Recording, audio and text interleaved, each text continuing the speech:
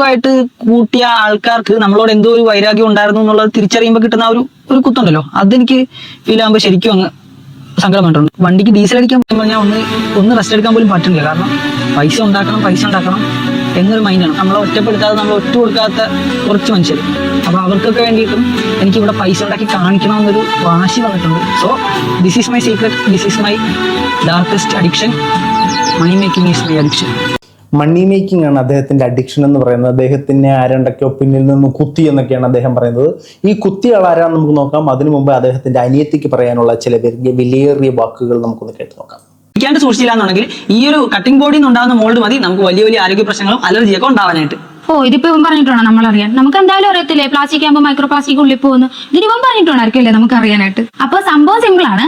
എല്ലാരും ഇവനെ മുതലെടുത്ത് റീച്ച് ഉണ്ടാക്കി വരുമാനം ഉണ്ടാക്കുന്നുണ്ട്. അപ്പൊ എന്തുകൊണ്ട് നമുക്കും ചെയ്തുകൂടാ? നമുക്കും ചെയ്ത് നമുക്കും വരുമാനം ഉണ്ടാക്കാമല്ലോ. എല്ലാരും മുതലെടുക്കുമ്പോൾ വീട്ടിലുള്ള എനിക്ക് മുതലെടുക്കാണ്ട് പോകാൻ പറ്റുമോ? മുതലെടുക്കണ്ടേ? അത്രേ ഉള്ളു. ആർക്കും സംശയമൊന്നും ഇല്ലല്ലോ അല്ലേ? പൈസയ്ക്ക് വേണ്ടി ചെയ്യുന്നല്ല കേട്ടോ ഇവര്. ഇവരുടെ കുടുംബത്തിലുള്ള പ്രശ്നങ്ങളാണിത്. അതായത് സംശയിക്കല്ലേ, അങ്ങോട്ടും ഇങ്ങോട്ടും ഞങ്ങൾ മുതലെടുക്കുകയും പൈസ ഉണ്ടാക്കാനുള്ള ടെക്നിക്കൊന്നുമില്ല. രണ്ടുപേരുടെ ലക്ഷ്യം money is my basic addiction. സംശയിക്കല്ലേ ആയിരുന്നു ഞങ്ങളെ.